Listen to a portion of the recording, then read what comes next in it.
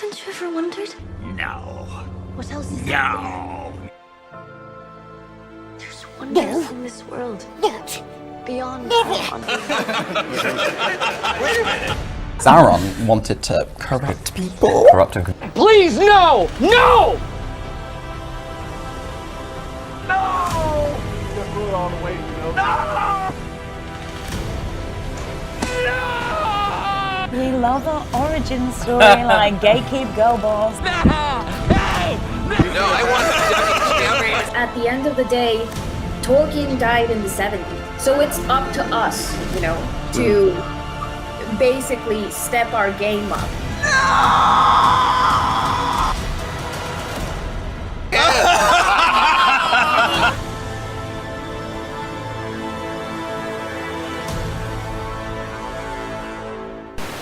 The Amazon series, The Lord of the Rings, The Rings of Power, is shaping up to be a disaster.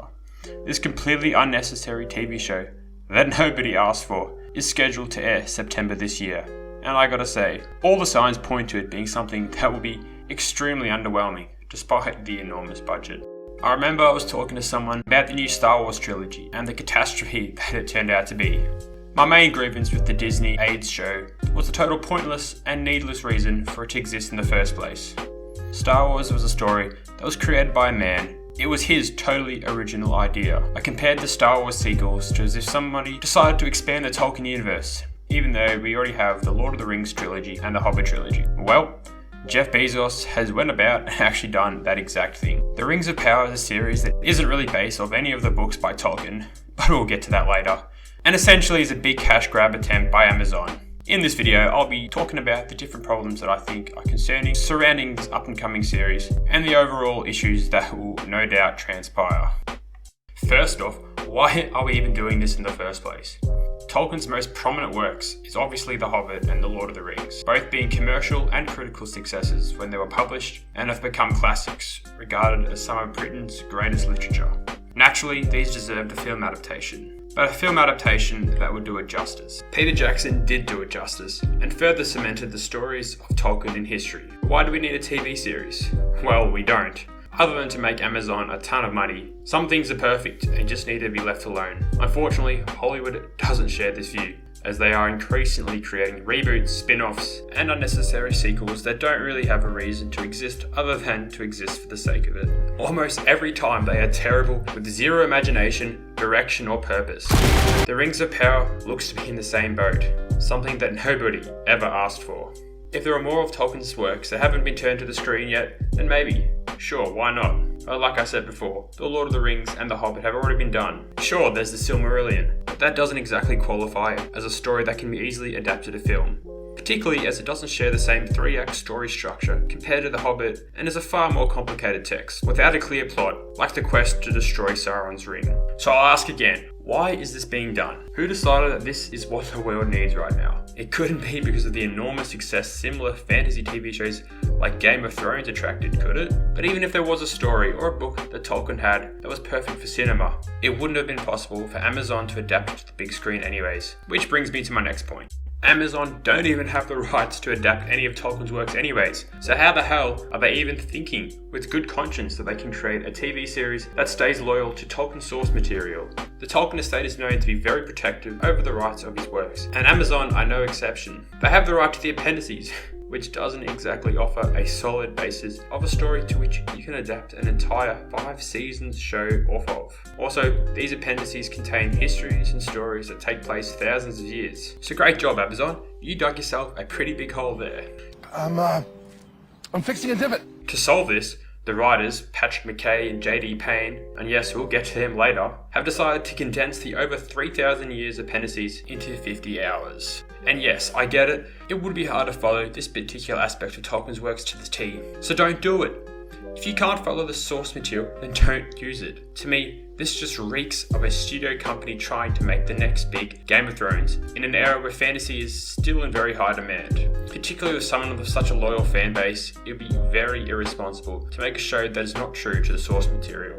What's also irresponsible is to entrust this task that has enormous expectations to two screenwriters that have never had a credited IMDb listed piece and no experience creating any sort of TV series that has been released to the public. Apparently, they had J.J. Abrams backing them up as well, from some involvement they had with Star Trek. Well, that's not exactly a comfort, seeing what he did with his attempt to expand a universe he had no right to mess with. I'm not going to bash these two guys, because I haven't really seen any of their works to go off of, mainly because they have none. But I'm pretty surprised that Amazon think this could work. There's also been a lot of controversy surrounding the casting choices, mainly the decision to go with a more ethnically diverse cast than we have seen with previous Tolkien film adaptations. We're introduced to a Sylvan elf named Arondir, played by Ishmael Cruz Cordova, who is the first black elf. And we're also introduced to Sophia Nombete, playing a dwarf princess who also happens to be black and will be the first black dwarf. Amazon has copped a fair bit of flack for this, as many of the Tolkien fans say this is not consistent with the ideas that Tolkien had envisioned when creating his fantasy world. Now obviously, I'm not saying that if you're black you can't be in certain movies or TV shows, or if you're Asian, you can only do kung fu movies. That would be ridiculous. But in saying that, you should analyse the motives of these decisions. Tolkien was heavily influenced by Celtic and Norse mythology and histories in his creation of Middle-earth, which happens to be predominantly Anglo-Saxon ethnicity. This is why when a fantasy movie that depicts an Arthurian era setting with knights and kings and queens and all that, it draws strongly on the Middle Ages of Europe, which were mainly Anglo-Saxon. A movie that is strongly influenced by African histories would be comprised of almost an entirely black or Middle Eastern cast, and rightfully so. It would be weird if a white guy played a Zulu warrior. So in regard to the Lord of the Rings universe, Peter Jackson acknowledged this, and as a result we got a cast that was mostly white. Here are two quotes. One is by Peter Jackson and the other is by Lindsay Weber, executive producer of the Amazon series Rings of Power. We made a promise to ourselves at the beginning of the process that we weren't going to put any of our own politics, our own messages, or our own themes into these movies. In a way, we were trying to make these films for him, not for ourselves. It felt only natural to us that an adaptation of Tolkien's work would reflect what the world actually looks like. Tolkien is for everyone. The first is obviously by Jackson, and is something I feel should be the official mission statement of Hollywood when they make film adaptations. And it is certainly more applicable now than ever.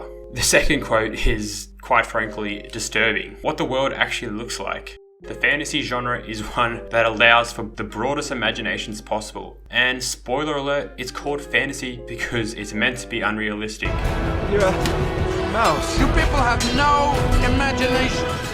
Nobody watches a movie because it has characters that look like them. I could care less because I don't relate because of my skin color. I relate because of the personalities and the characteristics of the characters. I don't get engaged because of my ethnicity. I'm engaged because of the great writing that is compelling and captivating. I don't get inspired because a white person has a motivational scene. I'm inspired by the words of the speech and the journey that they have been through. I always thought that we people were a lot more than skin color. Maybe I'm just old-fashioned. When I watched Black Panther, I didn't get frustrated because, oh no one looks like me. Or if I watch a movie that has Denzel Washington playing a compelling character, I don't think to myself, well, he's really cool, but I guess I'll never really understand him because I can't quite relate because I'm a white guy. I'll just stick with Adam Sandler. There are many films which are a success that don't have a majority white cast. And that's not to mention hundreds of successful and compelling foreign films. As I said before, it is important to understand the motivations when making these casting decisions. If Amazon had decided to choose actors that were the best for that role, that they were the most compelling, and they embodied that character the best, then sure, I wouldn't really care too much about it. I wouldn't care if it was a non-white actor. But this is clearly not their aim, as seen in the cringe-inducing failed attempt to generate hype and interest in the up-and-coming series with their Superfan interview piece that they did with a panel of die-hard fans. Middle-earth had like a club. Yo, this tune is banging! This interview has now since been removed by Amazon due to the overwhelming criticism and backlash, but luckily, Ecstasy of Thinking re-uploaded it so we will never forget this abomination, and I'll probably attach the link below. Essentially, Amazon attempted to make it seem that genuine fans were excited about their show by having a panel of 4 painful A lot of talking about my girl Galadriel. Yeah, Gen Z and millennials pretend they love the new show. But if you look beyond the cringe, you see that Amazon aren't really concerned about respecting Tolkien's legacy or making the fans happy. They only care about ticking off the list to please the woke activists. Getting that representation in mid-lift. Young kids are gonna see that on screen, and it's just gonna be really nice for them to be like, oh hey, there's someone that looks just like me. Representative, diversity. These points I made reveal that Amazon are a bunch of crowd pleasers that have zero creativity or originality, they don't have a spine, and that they should stick to delivering parcels. This does not bode well at all. I predict that Hollywood and other networks trying to make a quick buck will continue down this dark path. Will I be pleasantly surprised? Possibly, but the chances of this happening is less likely than YouTube's algorithm picking up this video. So on that note, like, subscribe, comment, and all that stuff, so YouTube puts this in the recommended. And until next time, catch us later.